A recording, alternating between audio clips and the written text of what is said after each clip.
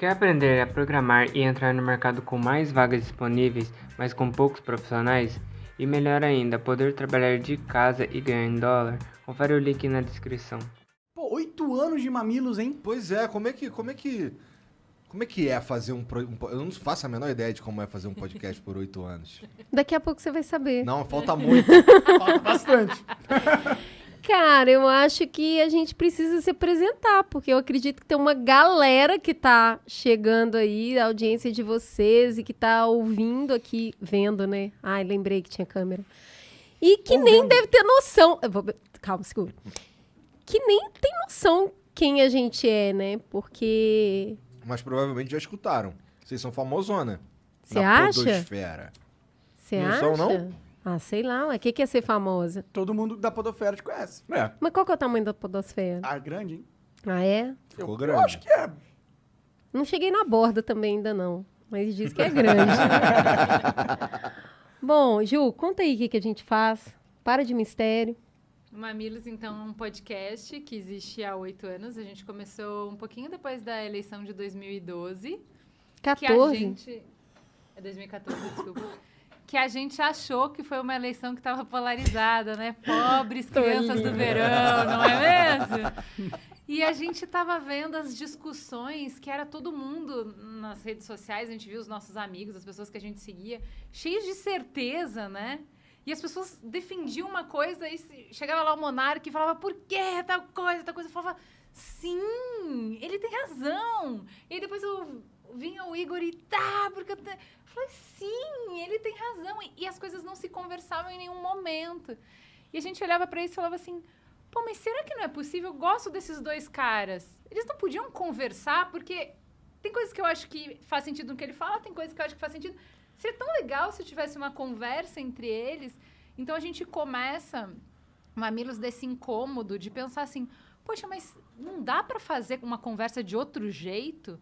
Será que quando eu olho para uma pessoa que pensa diferente de mim, eu não consigo sentar na mesa partindo do pressuposto de que ela é inteligente e bem intencionada, as duas coisas ao mesmo tempo, e realmente não conversar com ela para provar que ela está errada, mas conversar com ela para entender. Pô, Igor, você é um cara tão legal, eu te respeito tanto. Como é que você pode pensar, sendo tão legal como eu sei que você é, como é que você pode pensar assim sobre esse tema que para mim é muito óbvio que é de outro jeito? E aí a gente conversa não para mudar de ideia, mas para eu... no final de cada Mamilos a ideia era... eu entendi. Eu entendi por que o Igor pensa assim. E aí... Continuo discordando, Exato, mas sem eu problema Nada a nenhum. ver com concordar. Aham. Tem a ver com a curiosidade de desbravar o universo do outro. Ah, Construir engraçado, pontes entre as pessoas, É né? engraçado, é meio que a gente tenta fazer também. É verdade, eu fui ouvindo você falar e me identifiquei bastante, porque... Não, mas eu acho que a gente tem vários pontos em comuns. Vários. Aí a gente começou com essa história, que o Mamilos faz um jornalismo de peito aberto e que a gente não quer provar pontos, a gente quer construir pontes. E aí eu achei muito engraçado que uma vez o cara falou, vocês estão construindo ponte que ninguém pediu e ninguém vai atravessar. E na verdade não são necessariamente pontes com pessoas que pensam diferentes, mas talvez seja uma ponte para você se conhecer melhor. Talvez seja uma ponte entre o estado que você está hoje e o que você vai sentir depois que você escutar essa conversa. Sim. E aí a gente acreditou que existia um espaço intermediário daqueles que desejam dialogar. E para a gente o diálogo é uma ferramenta de democracia. Então a gente criou o Mamilos para isso, há quase 8 anos atrás. Ai, mas nossa, que elaborado. Isso chama retroplanning. É como a gente consegue explicar hoje, olhando essa história de 8 anos. Porque a gente saiu com essa essência e mantém essa essência até hoje, mas isso foi se transformando ao longo do caminho em formatos diferentes, sei lá, caras diferentes, cabelo. Nosso cabelo está totalmente diferente de 8 anos atrás. jeito de fazer. Né, porque tem hora que as mudou pessoas falam, muito. nossa, vocês mudaram tanto. Claro, né? 8 anos, É o a que gente se dá umas espera, né? mudadas É. mesmo. Até no jeito de pensar, né? É. Tem uma galera que fala, o Igor e o Monark mudaram desde o primeiro episódio do Flow. Poxa, se não Que mudasse, né? Foi pra isso que a gente fez o Flow, pra mudar. Exato, exato. Até porque acho que o mais legal do podcast é que a gente não é especialista em nada, então a gente não parte para explicar as coisas para as pessoas, a gente parte para descobrir as coisas com as pessoas. Exatamente. Então, assim, Nossa, Ju, isso que tu falou é incrível, porque é exatamente isso, mas tem tanta gente que tem tanta dificuldade em entender que a gente não é especialista em nada. não, cara, mas assim, é exatamente isso que a pessoa, a convidada que sai do microfone, porque ela não sabe que tem que falar no microfone. Tadinha, nunca fez isso. Nunca fez. Então, vamos lá, explica pra ela, Monark. É assim, se a gente vai numa expedição a cada episódio pra entender um assunto novo, pra conhecer mais das pessoas, de como elas pensam e tal, é natural que a cada programa a gente mude e a nossa audiência mude junto com a gente. Se a gente tivesse igual a gente estava há 8 anos atrás, teria alguma coisa de muito errada com o programa, concorda? Com certeza. E com vocês, né? Não, você construiu essa ponte e você mesmo não tá atravessando. Exato. Então, assim, não tá caminhando sobre essa ponte. E aí, quando a gente partiu desse propósito de promover essas conversas, a surpresa disso é que a gente começou como uma brincadeira, um hobby, e de repente a gente percebeu que tinha muita gente sentindo falta de um espaço desse tipo. Então, a audiência veio e falou, nossa, eu não saio daí querendo me matar. Eu não saio depois desse programa com ódio no coração. Então, a gente começou a falar disso, desse jornalismo anti-inflamatório, propositivo, desse jornalismo de paz, onde, é claro, eu vou ter que virar para você e falar, amigo, problemas complexos não têm uma resposta simples. Você não vai sair daqui com uma certeza, tipo, olha, resolvemos o problema da privatização hoje. Você entendeu? Entendi o sentido da vida. Exato. Não é? Não, tem uma resposta. Ai, olha, começou o programa, eu não sabia o que pensar. E agora eu sei, a solução é 2 frases. Ou um BuzzFeed, sabe? 5 coisas para resolver a privatização no Brasil. Tipo, amigo, não vai ter, né? Você vai entrar com 2 Como perguntas acabar- e sair com 10, né? Como acabar com a corrupção? É muito simples. Veja aqui. Não, né? Apenas não. Então, a gente recebe muito retorno do tipo, nossa, sai com mais dúvida do que eu entrei. Nossa, peraí, que eu vou ter que voltar e escutar isso aqui de novo. E aí, ao longo dessa trajetória, a gente foi amadurecendo esse discurso, a gente foi conhecendo pessoas incríveis no caminho, porque é isso, esse lugar do não saber, esse lugar do aprendiz, que o Paulo Freire, né, tá aí comemorando o centenário de Paulo Freire, é o lugar do curioso e ele precisa de auxílio para traçar esse caminho. O aprender é em comunidade. E aí a gente foi chamando gente cada vez e conhecendo gente Mas cada como é que vez mais. começou? Começou com a galera com o látex enorme? Começou com os famosos? Quem eram os convidados do Mamilos no início, Cris Bar? Ai, gente super importante pra gente, os nossos amigos. Porque é isso, né? A gente Porque começou... quem tá ali no teu círculo, é mais próximo. Pô, foi a mesma coisa com o Flow quando a gente começou. A gente trouxe quem tava próximo. A gente ia chamar o Silvio Santos. Até hoje ele não respondeu. Silvio, responde os meninos. Mas eu acho que é isso. A gente trouxe os nossos amigos, a gente foi testando um monte de quadro. Então, pra vocês terem uma ideia, primeiro, um dos quadros que tinham no Mamilos lá no início era os memes e trending topics. Aí as 2 panaquinhas achando que ia conseguir explicar meme no áudio. Não, amiga, não vai dar certo. Você tá tentando conversar sobre um assunto que é muito visual. Então, E a gente não é engraçada, vamos falar a verdade, entendeu? Então esse quadro morreu bem rapidinho. a gente vai... Assim, nós somos muitas coisas. Não somos engraçadas. Engraçadas não é uma delas. E aí a Não gente é foi... gostoso conversar com pessoas que pensam o oposto que você pensa? Olha, eu acho que você usou a palavra-chave nessa frase, que é conversar. O que é conversar? É uma dança. Aí eu falo um pouquinho, você fala um pouquinho. Você escuta, eu sinto que você está ouvindo o que eu estou falando e não só preparando a próxima resposta para lacrar em cima de mim. Você está realmente conversando. E Você tá- interessado, né? E se movendo de acordo com o que a gente fala. A gente sempre faz um discursinho antes de começar a conversa, né? E aí as pessoas realmente são diferentes na nossa mesa do que às vezes elas são fora, porque elas abraçam a proposta.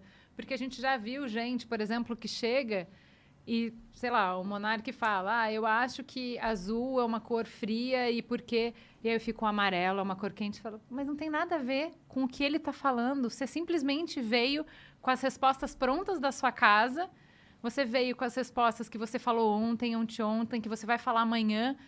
Você não se deixa atravessar por nada. Não tá rolando o jogo, né? Não, assim, tá rolando o jogo. Você não se move pelo que ele fala, entendeu? Total. Que é uma coisa muito bonita quando a pessoa tá te escutando e fala assim, cara, isso aí que você falou me fez pensar que daí é outra coisa. Aí rola conversa, de verdade. Aí é conversa. A gente tem esse problema, às vezes, quando vem alguns convidados que são ou palestrinha, ou seja, o cara tem todo um roteiro que ele já preparou em casa. Já passamos, amigo. Nossa, é um Então, saco. aí Sinto sua dor. o palestrinha é aquele que fala assim, não, mas voltando aqui pra história, tu... Porque o tá, cara quer entendi. terminar de contar, é sobre ele. Não é sobre a conversa. Exato. Então, conversar com quem pensa muito diferente de você é desafiador para que você faça esse exercício de entender, gente, por que buraco essa pessoa tá olhando que ela tá vendo uma coisa tão diferente de mim?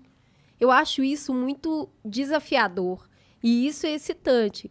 Mas é isso, tem umas políticas básicas disso que é o respeito. Né? É essa conversa.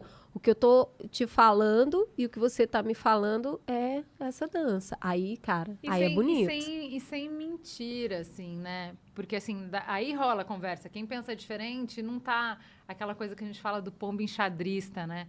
A pessoa que fala qualquer coisa não tem relação com a realidade, que daí não tem diálogo possível, né? Então, assim, o que a gente vê na nossa mesa, e a gente já presenciou ao longo desses 8 anos alguns encontros muito bonitos, assim, de pessoas que pensam completamente diferente, mas tem generosidade para não partir do ponto de que o outro, então, é um cafajeste por causa disso, entendeu? E conseguir realmente pegar, não, peraí, mas se fosse assim do jeito que você está falando, então teria que ter isso, isso e aquilo. Aí a pessoa fala, eu entendi por que você está falando isso, mas não é. Da onde eu vejo isso, isso e aquilo funcionam dessa maneira. A pessoa fala, não, mas se funcionasse dessa maneira, a gente não teria esse problema. Sim, mas aí... E aí a conversa está indo para algum lugar, eles não vão concordar. Mas eles estão... É gostoso eles isso, estão descrevendo os problemas, estão descrevendo Exato. as percepções de cada grupo. Isso é muito pro cara que tá assistindo, não que tá na mesa, é muito gratificante e engrandecedor, porque ele começa a ter uma noção de contexto social que ele não tinha antes. Para mim, o que eu mais vejo nesses 8 anos é que nenhuma teoria, nenhuma escola de pensamento, nenhuma perspectiva dá conta da realidade. A realidade é muito complexa. Sim. Então, toda vez, cada um tá vendo um fragmento. Então, assim, eu tô vendo toda a parte que a minha teoria explica bem e eu não consigo ver, não enxergo ou minimizo a importância das coisas que não encaixam da minha teoria, entendeu? Sim. Quando eu encontro uma pessoa que pensa diferente, ela só vê o que não encaixa, ela não vê o que a minha teoria explica. Quando esse jogo é feito desse jeito que a gente falou, esse jeito produtivo, o que acontece? Eu saio da conversa entendendo mais da minha teoria. Eu falo, pô, realmente, isso aqui não explicou. Eu vou dar um exemplo, que eu acho que é interessante aqui. A gente é super, pessoalmente, a favor da descriminalização da maconha, por exemplo.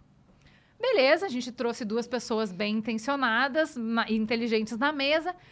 O cara que veio falar contra a descriminalização é um cara que trabalha em CRAS, aquele centro de atendimento à pessoa ao viciado, a pessoa com abuso de drogas abuso ilícitas. Entendi. Na rede pública. Então, ele não é um cara que eu posso dar palestrinha para ele, porque o cara vive na prática. O pior das drogas. E o que ele falou? Ele falou assim, cara... O pior do abuso. Hoje, se acontecer com a estrutura que a gente tem para atender as pessoas hoje, a gente tem um colapso de saúde. Hoje não tem como. Então, o que acontece? Toda a minha teoria, ela continua de pé. O porquê que eu acho que tem que... Agora, o que eu sei? Putz, eu preciso melhorar muito o plano de contingência.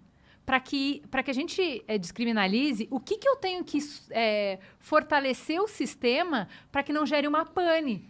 Então é isso, quando eu converso com quem vê de um ponto diferente de mim, eu não preciso mudar a minha ideia, mas eu enriqueço ela, eu complexifico ela, né? Claro, com certeza. Como foi conversar com a Juliette? Cara, tão legal. Puta Ela é mina uma legal, fofa. Foi da cara. hora? Fofa demais. Ela é isso mesmo, né? Ela é genuína, ela Confesso é que eu aquilo, acompanho cara. um pouco da Juliette, mas eu o quê? eu acompanho um pouco dela. Não, a gente zero, a gente não acompanhava, mas a gente via uma comoção e todo mundo amando ela. Ela tá estouradíssima, né? E aí a gente falou assim, Cara, e ela fazia Ela é a muito mina mais sentido estourada pra do país. pauta que a gente queria. Aham. Porque a gente queria falar de empatia e eu acho que ela simbolizou isso de um jeito muito interessante dentro do BBB. O BBB é plataforma antropológica do Brasil. Bonito. Gente, por favor, vamos nos render a isso. Qualquer intelectual Você pode não gostar, BBB você pode nunca é o quê? assistir. é a plataforma antropológica do Brasil. Se você entende o momento atual do Brasil, Clarice Lispector. Pedro Bial. Use filtro solar. Sabe o que é? Porque fica essa briga de tipo, eu não assisto. O negócio é que ali tem um extrato brasileiro que fala do nosso tempo, que fala das coisas que são importantes no agora. E aí, quando entra uma pessoa que é a Juliette e ela contradiz o que o grupo tá fazendo, porque ela entende que tem uma pessoa ali diferente, que talvez tenha ela se identifica, não quer dizer necessariamente que ela concorda, mas ela consegue dialogar com o diferente, mesmo o grupo inteiro estando contra, que foi a situação grupo, Lucas e Juliette, e ela fala, gente, talvez seja meio errado o que a gente tá fazendo, não? Todo Ah, mundo mas você tá acha que passando faria pano. diferente, mas a real é que a pressão do grupo é muito forte. E ela não sabia o que pouquíssimas tava pessoas acontecendo. conseguem ir contra o bando, sabe? Ela tomou o risco, entendeu? Ela tomou o risco de, tipo, eu não sei se eu tô do lado certo, mas o meu caráter, o meu jeito de ver o mundo, a forma como eu estou no mundo, fala que o que tá acontecendo aqui tá bem errado. E aí, a gente convidou ela para conversar justamente sobre isso. O que te motivou a ir contra o grupo em prol de uma pessoa que estava sozinha? Por que você se identificou? O que aconteceu? E junto a gente trouxe a Cláudia Feitosa, que é uma neurologista. Feitosa Santana, eu não gosto de falar só Feitosa. Ai, desculpa, Cláudia. Mas você é bem foda, tá? Com nome composto ou não. E aí ela trouxe essa história da neurologia, ela tira o senso de valor da empatia. Que ela vira e fala assim, não é que é sobre ser bonzinho. Empatia não é legal, sabe? Não é legal, é Não é estratégia de bacana. sobrevivência. É a Lê- habilidade... Pode ser usada pro bom ou pro ruim, Sim, entendeu? claro. Sim, Tem impacto bom e tem impacto ruim, entendeu? Claro, é a habilidade de você se colocar no lugar do outro. E A empatia aí, é isso. O que tem E também, porque assim, sim, você se coloca no lugar do outro. Que outro? O outro que é parecido com você. Olha só, o Igor é um cara que eu olho e falo assim, pô, a princípio é homem, não confio muito. Eu mesma não gosto. Vou ter um certo medo, é de noite, eu tô num lugar que eu não conheço, esse cara eu não conheço. A empatia vai me dar a possibilidade de escutar ele, de ouvir o que ele tá falando e falar assim, poxa, mas eu entendo quem ele é, eu sinto, consigo sentir junto com ele. Então, fizemos um grupo aqui. A partir do momento que eu tenho empatia pelo Igor, automaticamente eu também vou ter um senso de proteção em relação ao Igor. Se alguém vier, ou se eu interpretar que alguém tá vindo ameaçar o Igor, automaticamente não só me dá a conexão com o Igor, mas a violência ou a antipatia com todo mundo que vier contra o Igor. Com certeza. Então, a empatia não é essa coisa rosinha, fofinha, tutiquinha, que faz as pessoas se darem bem e darem as mãos e cumbaiar. Não é exatamente isso. É sobre entender, não é sobre concordar. Exato. Empatia E é quando você eu conseguir concordo, fazer o você tem que exercício mental. manter o senso crítico ligado, Aham. porque existe um excesso de se identificar que te faz defender aquilo a qualquer custo. Mas se E aí a gente identificar entra e no empatia, risco. eu acho que é diferente, na minha opinião. Tipo, porque identificar é uma coisa, analisar a situação sem se identificar é outra. Sim. É tipo, você pode ter uma empatia, no sentido de você que se coloca naquela posição, mas você não se identifica com ela. Muito Sim. bom, é isso aí. Ela chamou, a Cláudia Feitosa chamou isso de... Feitosa Santana? Chamou isso de empatia cognitiva. Empatia, que tem outro nome, que é, sei lá, natural, sei lá... Que é quase simpatia. Eu que tenho é uma aquela coisa de, simpatia. pô, você começou a chorar, eu fico Isso. triste. Que é aquela coisa que, não, independente do que eu penso, é simplesmente você sente, neurônio espelho, eu sinto também. Você ri, eu fico meio relaxadinha, você fica tenso, eu pego a dica no ar e fico tensa também. Essa empatia que é mais automática, vai. E tem empatia cognitiva, que é o que você falou. Eu não me identifico com você, ele é homem, como eu disse. Não me identifico com ele, mas eu faço um esforço e eu entendo de onde ele vem e eu crio uma conexão entre a gente, que a gente compartilha alguns valores. Eu falo, pô, entendi, a gente compartilha a experiência humana, estamos aqui juntos. Que eu acho mais Empatia legal é uma palavra quando... ampla, dá pra você colocar vários significados pra ela e ela funciona de várias maneiras.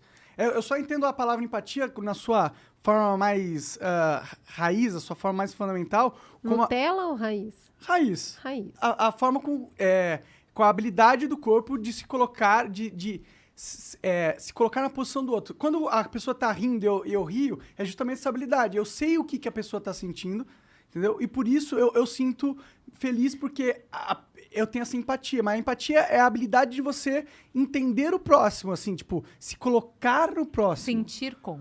Não é entender, às vezes. Às vezes é sentir com. Não, sim. A sim. risada você pode entender. Tipo, por exemplo, eu que o com o Merigo, eu entender aqui- nunca entendo que ele tá rindo. O entender que eu mas tô- eu dou risada junto. Eu não entendo Não do disse a que ele gentileza. ri. Mas se ele tá rindo, os amigos dele estão rindo, a galera do Braincast ri de coisas que eu jamais entenderei. Mas tá todo mundo rindo, eu tô rindo junto, entendeu? Faz parte isso. São coisas que você não consegue nem controlar. É que quando eu falo humano. entender, eu não digo conscientemente. Eu digo entender no sentido de aquela informação é processada pelo cérebro e o cérebro chega numa conclusão. Esse é o entender. Eu não acho que empatia é a necessidade de você compreender conscientemente toda a situação do próximo. Eu vou até te colocar um negócio que a gente aprendeu com a Cláudia, que eu achei muito foda, que é assim, cara, fazer esse exercício de compreender quem é diferente de você demanda energia. Muito difícil. E aí, ela coloca essa energia onde? Na glicose. Glicose é o açúcar, que é a energia que você Tipo a precisa. gasolina. É a gasolina. Então, assim, você tem um limite. Não dá pra você empatizar com todo mundo. Não dá, você nem Porque quer. você O tem um tanque tem nível 20 de litros, energia. sacou? Sim, se você simpatiza 100% com serial killer, sua cabeça vai ficar maluca, porque significa que você entendeu tudo Total. que passa na cabeça. Então você também é um serial killer nesse ponto, entendeu? Esse é o perigo, de se transformar naquilo que você tá só tentando entender. É porque o cara se identifica com a empatia Porque dele. aí você começa a identificar, a defender, a deixar de questionar. E aí você vai virar aquela pessoa muito autoritária, que se fecha naquele lugar, que justifica qualquer coisa para defender aquela ideologia. Exato. Aí já virou outra coisa. Sim. Mas o que ela tá falando sobre esse lugar de você tem que ter energia para fazer o exercício de entender quem pensa diferente de você, te dá um pouco dessa sensação que a Ju estava falando aqui antes, do cansaço. Sim. Hoje em dia, tudo que eu acreditava derreteu, né? O que era uma família... Para, moça. O que era uma família, que era aquilo, homem, mulher, criança, hoje se transformou em... IBGE que fala, não sou eu. 24 variações diferentes. Então eu preciso ter uma Eu energia acho que para são bem mais entender do que isso, pra esse ser sincero. movimento. Deve ser milhares de tipos de famílias diferentes, zilhões de milhares. Acho que cada família é única, se for querer analisar por esse ponto. Muito bom. Quando eu falo de gênero, era isso e Homem e aquilo. mulher, deu, Homem e acabou. mulher, acabou. E aí, é homem porque tem isso e é mulher porque é aquilo. Quando esse conceito começa a derreter, porque eu sou apresentado à diversidade, lá vai mais uma energia para eu poder entender isso. São muito mais coisas que a gente tem que entender agora. Fica É até isso. impossível. Mas aí eu vou te contar um negócio que me tocou e eu levo comigo, que a Viviane Mosé falou em um programa nosso, que é sobre travessias, né, Ju? O da Viviane Mosé, puta, como que é o nome desse? Peraí, que vai falando aí que eu vou procurar o nome. O que ela falou? Ela falou assim, você já viu que quando tem um prédio em construção e um prédio em ruína, eles são muito parecidos? Bom demais. Tem vergalhão aparecendo, tijolo aparecendo, cimento aparecendo. De longe, você nem sabe direito se ele está ruindo ou se ele está subindo. E é mais ou menos isso esse momento atual. Tem coisa derretendo, e tem coisa subindo.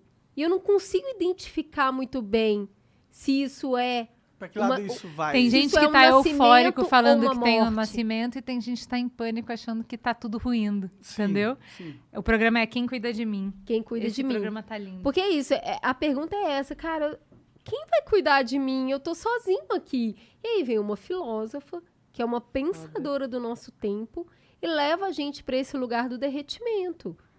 As nossas certezas, o óbvio, é uma palavra que não existe mais. Não Até a existe Terra o plana óbvio. tá sendo discutida. Né? Não existe o óbvio. Não fala óbvio. Sim. Nada é óbvio. Sim. Porque a gente está questionando. Esse questionamento, ele é um fortalecimento da democracia.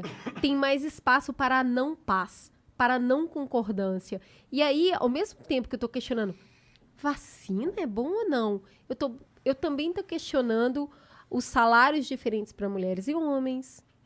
A estrutura Se sistêmica. a população negra não tem direito a uma reparação histórica disso aí? Se os indígenas... Então, eu estou questionando tudo. Tem hora que parece que eu estou construindo, tem hora que parece que eu estou destruindo. Com Depende certeza. da perspectiva que você está olhando. Eu acho que o mundo tá tão caótico com as mídias sociais e com as novas informações que chegam a toda hora que é muito mais fácil a gente ter essa percepção que tá tudo ruindo, né? Porque a gente tava acostumado a sempre ter aquela mídia, que a mídia era quadrada, ela pautava sempre as informações que a mídia era o Tempo filtro bom, da né, mídia. Exato. gente? Ah, meu Então não é pai. que o mundo tava derretendo naquela época, só que a gente não percebia. Mas tava filtrado, Tava né? filtrado, Muito bom. exato. Isso aí. E eu concordo que... Eu acho que se a gente olhar na história da humanidade, a gente vai ver que por mais que tiveram momentos difíceis, é uma história de conquistas. Tipo, por mais que Sim. tiveram momentos históricos de injustiças muito Violências agravantes, e tal. a gente caminhou para um mundo melhor agora. Uhum. Nós somos Concordo. uma sociedade brasileira pautada na resistência. E um dos nossos maiores atos de resistência é festa. Ser feliz é revolucionário. Quando todo mundo quer te sufocar pelas dificuldades, você ainda conseguir sorrir e festejar, dá muita raiva em quem quer te sufocar. Verdade. Então, ser feliz é resistência. Nesse conceito do caos, da separação que a pandemia causa, quando você consegue ver beleza numa coisa com um filho, no encontro com uma pessoa que você não conhece, você está resistindo. Isso eu acho que é muito nosso. A gente começa a ver alguns movimentos de consolidação do você mercado. já entraram rico. Porra! Não vou nem te falar que a gente ficou 2 anos se humilhando, tirando do bolso pra pagar até a água da geladeira. Te entendo, irmão. Mas a gente te entende pra caralho. Eu sei. O que acontece? Quando o dinheiro começa a fluir real, você começa a ver uns movimentos de consolidação, né? E é uns movimentos de, então, empresas comprando, e aí você começa a ver que, assim, se antes você conseguia lançar um podcast do zero, na raça, na garra, você sozinho, e de repente, se o conteúdo era bom, a coisa ia crescendo, quanto mais a gente tá exposto à lógica dos algoritmos, né? Mais difícil começa a ficar e tal. E a gente começou a olhar de, tipo... a gente não quer perder a nossa independência, mas a gente precisa fazer alguns movimentos para continuar relevante nesse cenário. Porque se a gente era peixe grande em aquário pequeno, agora que o aquário está grande, para a gente continuar relevante, alguma coisa tem que ser feita, né? E foi nesse cenário que veio o convite da Globo, que estava compreendendo o que é podcast, falando, cara, a gente vê futuro nisso e a gente quer entrar, e a Globo não entra para perder, né? Não entra para fazer movimentos pequenos. Não, eles nunca entram pequenos. E, cara, o convite deles foi muito legal, assim, foi muito respeitoso. A Globo tem um jeito de lidar com o criador, que é um troço, assim, acho que vocês iam pirar, que é uma outra lógica, porque, assim, plataforma, o negócio deles é tecnologia. Cultura de outro Você país. é nada, Cultura sacou? de outro país. O criador é peça intercambiável. Total, eu sinto isso na pele. Você tá ligado Aham. que eu tô te falando Tô ligado aqui. máximo. Você tá ligado aqui no que eu tô te Eu falando. nunca conheci ninguém foda do YouTube. Tipo, foda no sentido, alguém que manda no YouTube, alguém que é pica lá, entendeu? É a tal da mão invisível, né, meu Cara, é aqui, ó. Essa Você mão já e entrou no peça meu cu algumas vezes. né? Não tão mão invisível, talvez? Não, ela é invisível, mas não é indolor. Cara, agora, a Globo, ela se vê como uma empresa de talentos. Então, ela percebe aquela visão que eu estava falando na hora que a gente estava falando de Brasil, de que isso aqui não é uma empresa de máquina, isso aqui é uma empresa de pessoas. Se as pessoas não acreditarem nisso aqui e não quiserem fazer isso funcionar, não existe. Então, o jeito que a Globo senta com o criador, mano, a gente desacreditou. Aí é o negócio do famosa. Eu falei, uai, sou famosa? Por que estão tratando A gente bem assim? Que coisa estranha. desacreditou da conversa, cara. A gente desacreditou, a gente desligou e falou assim, será que esses caras estão tirando com a nossa cara? A Globo? É a Globo mesmo? Cara, eu vou te Cara, falar. pegadinha. É Record passando Quando um a gente trote. passou pra nossa advogada o contrato da Globo, porque é uma coisa, né? Na hora de conversar, Sempre quis não, falar isso, tá nossa tudo advogada. certo, tá tudo... Vamos fazer, vamos super... Vamos muito, vamos junto. Na hora que vem o contrato, vem as pegadinhas, né? Na hora que a gente passou pra advogado o contrato, ela falou, cara, eu tô careca de analisar o contrato das outras plataformas. E é cheio de pegadinha, é cheio de... Cara, esse contrato tá muito justo, tá muito honesto, os caras estão falando sério. Então, assim, o que existe com a Globo, eles não nos compraram, eles não têm nenhuma influência na gente. Existe uma cooperação, uma parceria. Então, o que é essa parceria? A gente entrou na Globoplay, e isso dá pra eles essa coisa de que a Globoplay Legal. é Podcast poderosa em também, podcast, sim, porque... legal. Mas não é uma coisa exclusiva, a gente está na Globoplay, como está no Spotify, como está no Deezer, como está na Amazon Music, como está na No Google Podcast, Apple Podcast, caralho, tudo, sim. né? Ou se a gente estaria com eles, sem a gente estaria lá de qualquer maneira. E eles, a gente fechou um acordo de comercialização e divulgação. Ou seja, eles vendem o Mamilos e o Braincast com exclusividade. Ah, da hora. Porque eles têm um poder de venda grande, né? Essa é a ideia.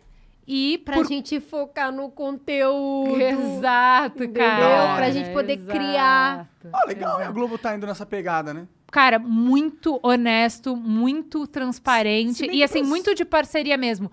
Cara, a gente vai fazer vocês crescerem, a gente vai usar o nosso poder de divulgação pra fazer vocês crescerem e a gente vai tirar uma fatia desse crescimento, beleza? Justo, Justo. claro. Relação ganha-ganha. Eu com as minhas pernas consigo correr a 2 por hora. Vocês conseguem a 10, beleza, tá sim. tudo bem, Total. entendeu? E aí a gente tá aprendendo, né? Porque a gente tá aprendendo sobre uma empresa que é um dos maiores conglomerados do mundo De mídia. O maior do Brasil, da América Latina, com Eles estão certeza. aprendendo. A gente gosta de falar que eles estão aprendendo sobre podcast, sobre essa comunicação centrada nas pessoas, que pessoas são essas. Porque, vamos lá, no Brasil a gente criou um hiato gigante entre quem assiste televisão e quem usa a internet, né? E são 2 veículos. Então, muita gente que assiste televisão não acessa a internet e muita gente que acessa a internet não assiste televisão. É verdade. Então, entender que isso é uma das coisas também que separam a gente, né? Em grupos. Ah, sim. E aí, a gente tem aprendido muito, a gente tem trocado bastante, é uma parceria nova.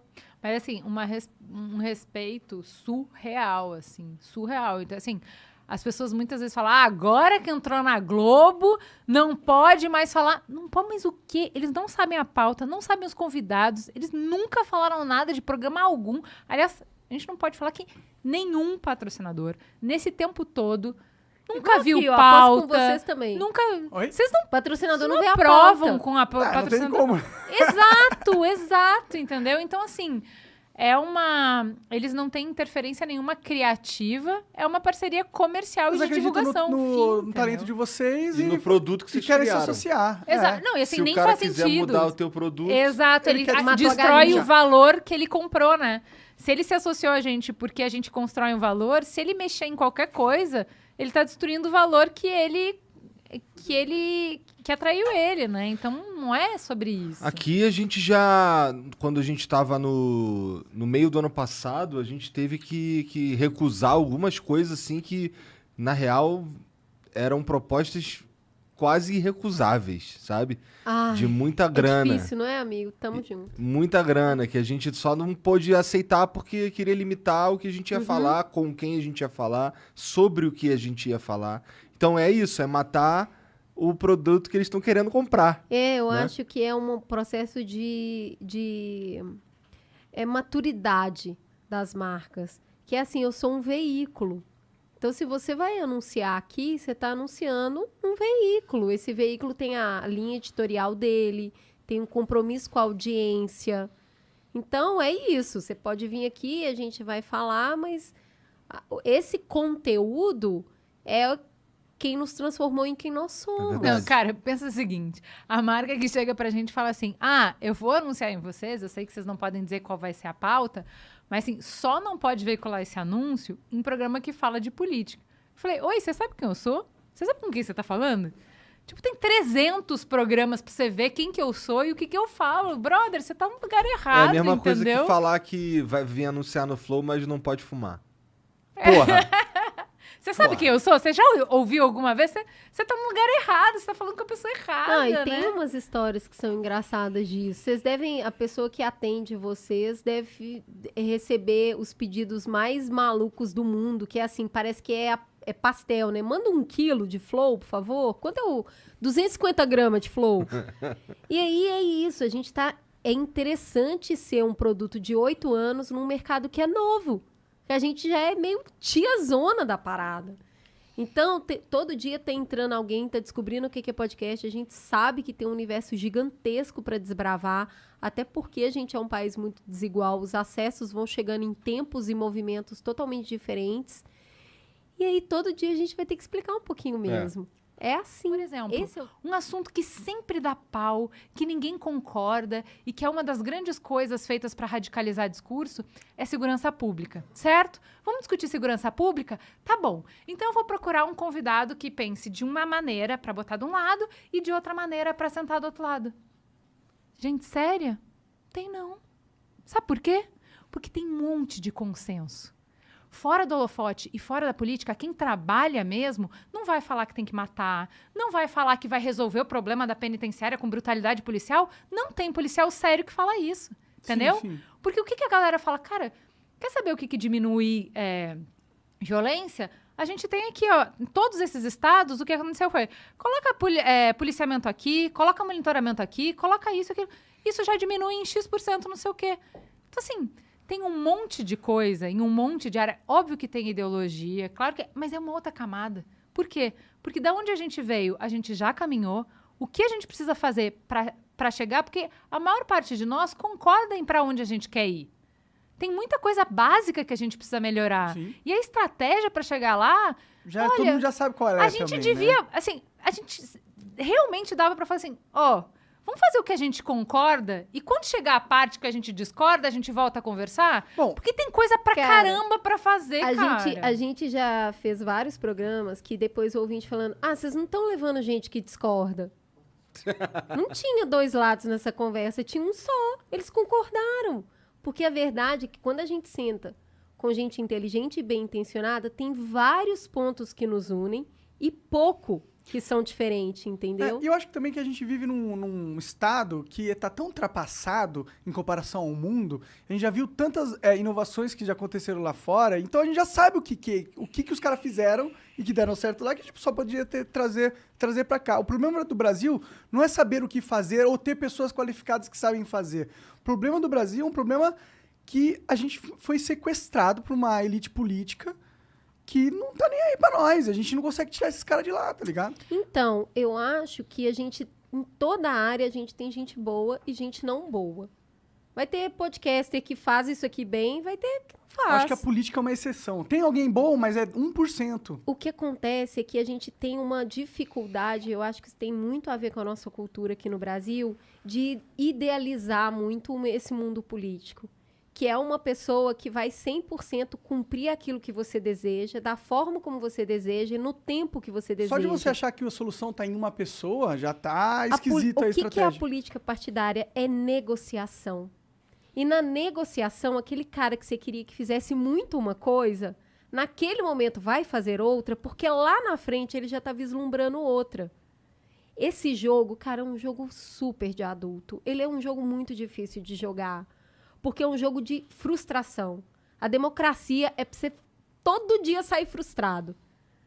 Porque vai ter um monte de gente que pensa diferente e tem que entrar num consenso. Você nunca vai ser plenamente atendido. Nunca. Eu entendo, mas é que, tipo, a forma com que a democracia é feita em vários países é diferente, entendeu? Tipo, a forma com que a democracia é feita no país é tão doente que tá em estado terminal, em estado de TI. Eu fico muito preocupado. Imagina a gente tá aqui fortalecendo a democracia.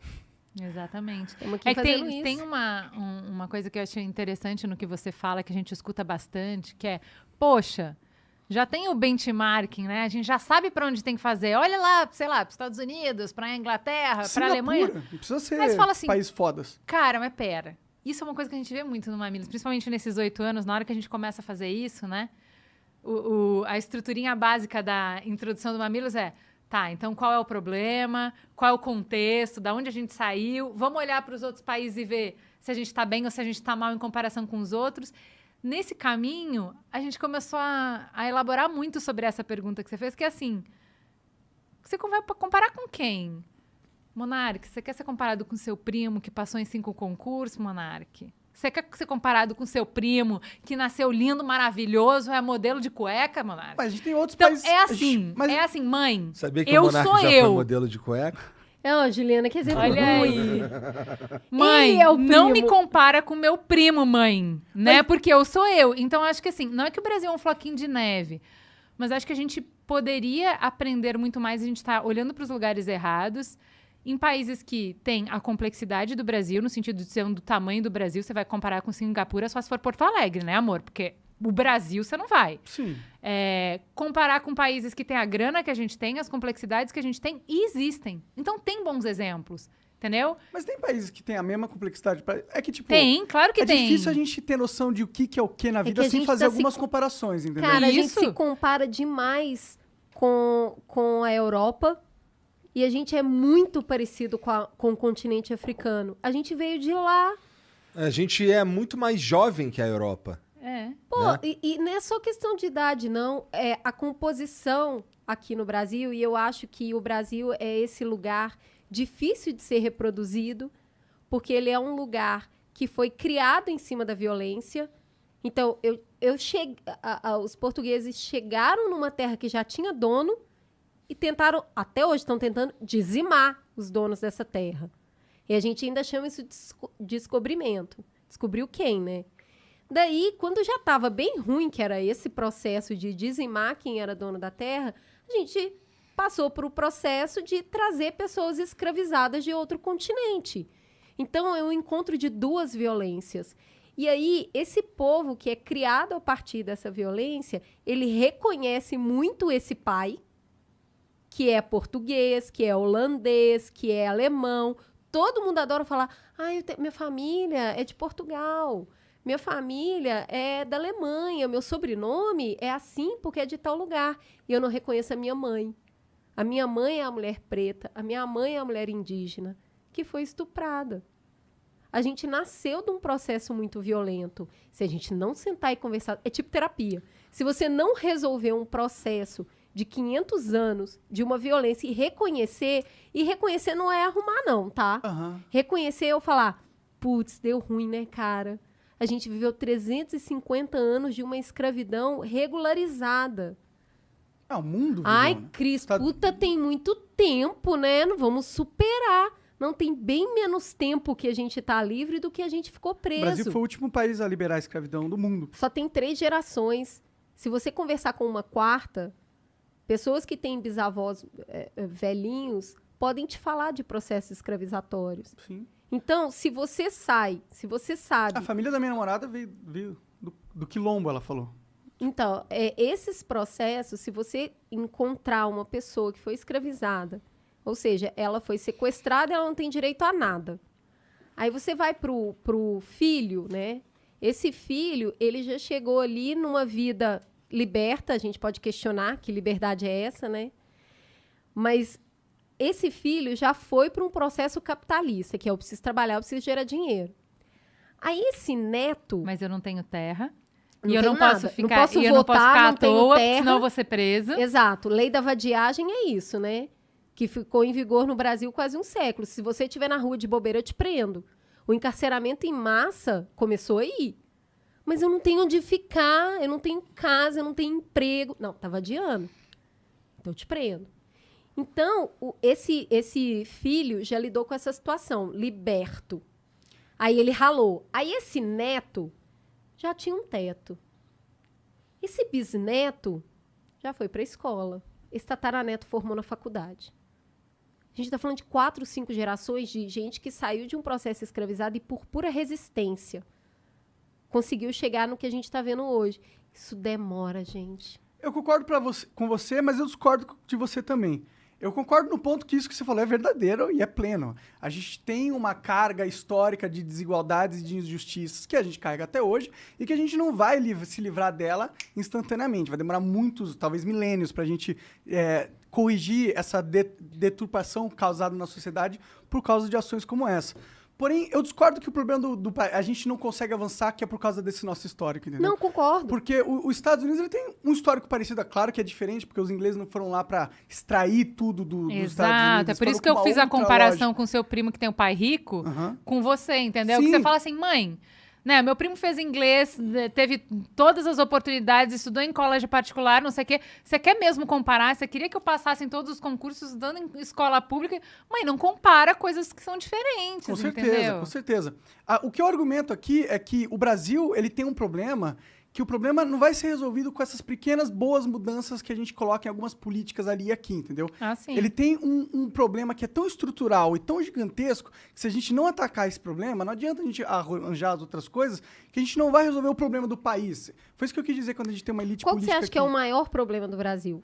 O maior problema do Brasil é que a população ela não fica ligada na política para resolver os problemas delas ou para exercer o seu poder político. A maioria da população brasileira vê a política como uma corrida de cavalos ou um jogo esportivo de futebol, meu time contra aquele time.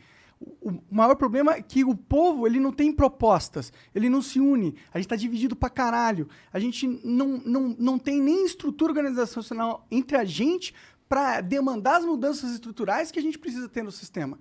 Primeiro passo que a gente tinha que ter era criar essa estrutura, um consenso em qual, primeiro, a gente tinha que ter uma mudança que todo mundo pudesse se unir atrás dela e que fosse uma mudança que, no sistema, que fosse uma mudança que permitisse a gente virar o jogo, em vez de continuar indo para essa... Você acha que é factível ter uma proposta que todo mundo concorde? Eu acho que é mais factível do que você ter milhares de propostas que todo mundo concorde. Entendeu? Tipo, é mais fácil você colocar uma causa e organizar todo mundo numa grande causa que muda do que você organizar milhares de causas e fazer com que todas essas causas em união mudem o sistema. Mas é que a articulação política é isso. É assim, esse direcionamento que você está falando é isso, assim. Putz, vai ser esse cardápio e a gente vai fazer o combo do McDonald's, entendeu? Que é assim, eu vou pegar esse sanduíche, essa bebida e essa batata frita e esse foi o combo vencedor.